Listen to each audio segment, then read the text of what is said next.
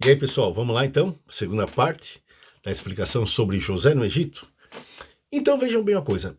Porém, o faraó de sangue egípcio estava lá no sul do Egito, se fortalecendo devagar, arrumando mercenários, arregimentando parceiros, companheiros. É claro que não vai ser este faraó que vai atacar o povo Iquiso, né? Não vai ser ele. Vai ser o seu irmão mais novo, porque enquanto esse faraó está no trono, ele tem um irmão, né? Ele vai ter um irmão. Quando o irmão atingir 10 anos de idade, ele vai morrer numa batalha. Ele vai morrer na batalha contra os Iquisos, vai vencer os Iquisos, vai morrer na batalha, e quem vai assumir o trono do Egito é o seu irmão. Porém, o seu irmão tem 10 anos de idade. Então não é ele que governa. Quem governa são os vizir, né? Quem governa são os vizir, não é o seu irmão, né? Não é o seu irmão, são os vizir. Mas vamos voltar lá para o norte do Egito, onde José agora está no trono, né? Está na posição de poder, ele comanda, então vem agora para o Egito, as 70 almas junto com seu pai, Israel se estabelece ali e começa então a se multiplicar, se multiplicar, se multiplicar, se multiplicar, e morre José, e morre toda aquela geração. Veja bem uma coisa, e o faraó de sangue egípcio consegue destruir, matar, aniquilar os Iquisos, expulsando os Iquisos do poder egípcio. Ele assume o poder, mas em batalhas contra alguns imigrantes ele acaba morrendo. Então, quem é que assume? Quem assume é esse menino de 10 anos, guiado pelos vizir. Quando ele se torna adulto e passa pelaquela cerimônia, que era cerimônia ritualística, também religiosa, espiritual, que ele assume o poder no Egito, ele não conhece José. Ele não conhece nada do que foi feito por José.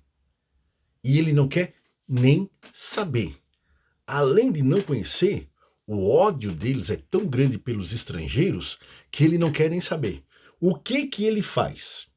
Aconselhado pelos seus ministros que, como outros egípcios, ficaram furiosos, revoltados quando José subiu da prisão a esse cargo eminente. Os funcionários, os líderes, a elite egípcia que existia naquela época, que José subiu de cargo, eles não ficaram bem, não ficaram pacíficos, eles não se sentiram bem. É lógico que não. Isso é normal nós entendermos. É normal nós entendermos que houve ali complô contra José, só que não deu certo, porque José tinha as mãos e a bênção de Deus sobre a sua vida. Não deu certo. Mas agora, eles vêm com um conselho maligno para Faraó, para que Faraó oprimisse os estrangeiros e principalmente Israel, que era o povo estrangeiro mais numeroso no Egito, tá? A população hebreia equivalia-se à população egípcia de sangue egípcio.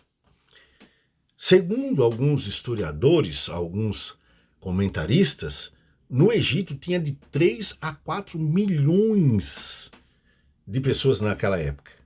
Israel estava ali, estava ali com a própria população egípcia. Então o que aconteceu?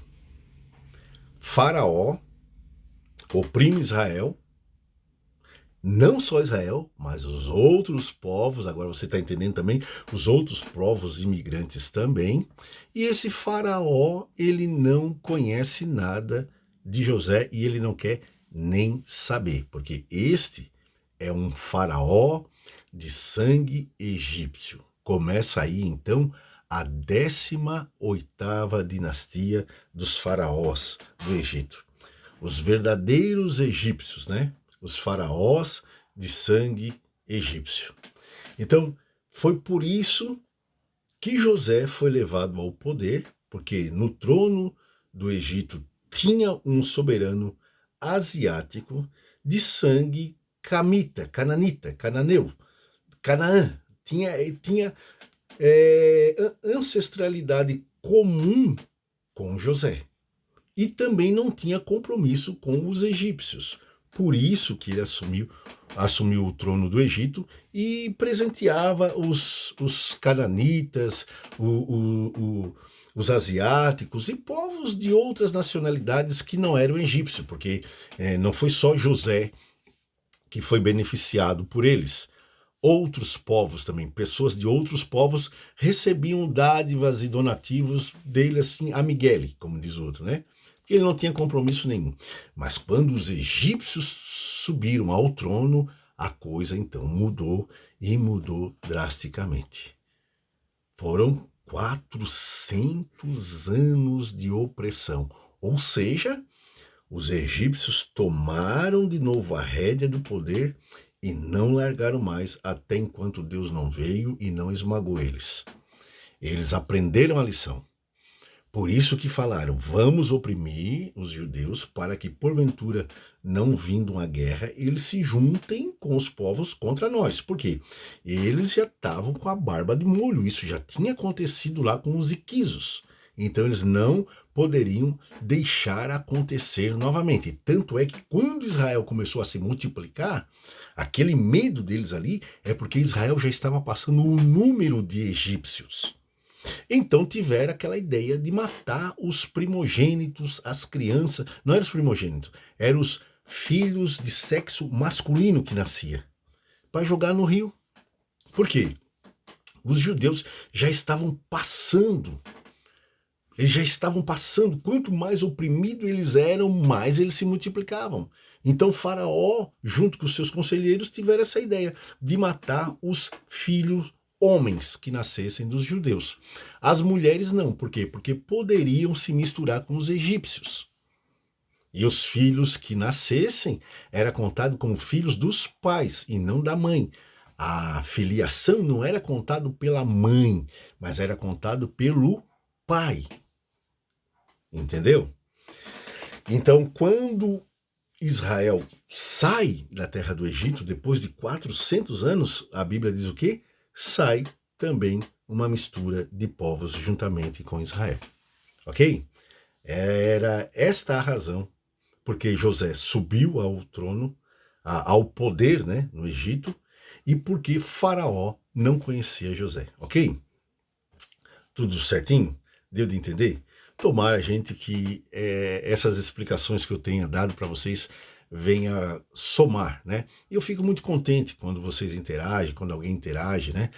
E se você gostar e achar interessante, você pode passar adiante, pode, né? Pode compartilhar o vídeo sem problema nenhum, ok? Deus abençoe. O que eu aprendo, o que eu estou aprendendo, né? A gente continua estudando, fazendo curso, e eu tenho que passar para frente, porque o conhecimento a gente tem que passar para frente, né? Isso é ordenado pelos próprios professores, né? A passar para frente. E passando para frente, eu também fortaleço aqui, ó, a caixola aqui, ó, porque daí dá de fixar na memória momentânea, imediata e também na memória remota, né? Vou botar aqui nessa caixola aqui, ó, falando, eu fixo aqui dentro da caixola, ok? Deus abençoe a todos vocês, em nome de Jesus.